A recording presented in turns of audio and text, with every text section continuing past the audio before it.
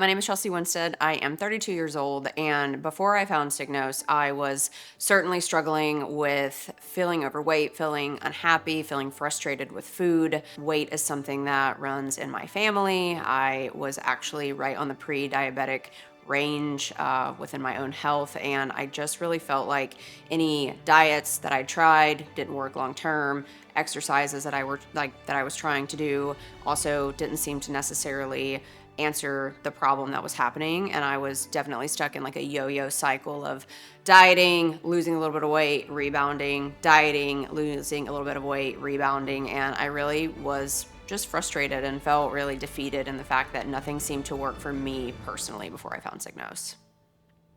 So one of my really good friends, her name is Jordan, she was already using Signos. So this was the first time that I heard someone speak specifically about avoiding certain kinds of foods or watching what food was doing to her body. And so for me, as somebody who had been struggling with wanting to lose weight, but never really feeling like I had a solution that worked long term, I wanted to be able to also try it out and see for me personally, was I eating food that was actually prohibiting me or really getting in the way of me being able to lose weight long term. When I started Signos, I think for me, I had followed a lot of the cookie cutter diet plans that you see. So like chicken, broccoli, and rice, right? Like really bland, really plain.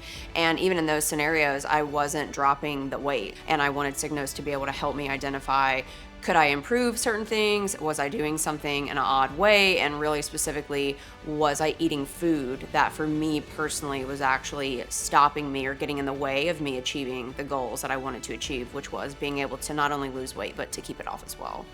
So I think what I love about Signos is it's quite like data driven. Signos is a very personal insight into you and your body. I just started to see like rice and certain things that I was eating on a constant basis were really impacting my blood sugar. And I think the first week I lost like 1.2 pounds, and it's not all about weight, but I think it was this crazy thing where I didn't change my workout. I didn't even change the amount of food I was eating. I just started to substitute different types of foods. And immediately I remember I got on the scale and it was like for me, like 1.2 pounds in a week was like insane. Like I'd never seen that before, and it didn't feel hard. And I think that was like the light bulb went off and I was like, oh my gosh, like this actually is working and I'm not having to do anything crazy or drastic. I'm just making different choices based on what my body is telling me that it is responding to based on what I'm consuming.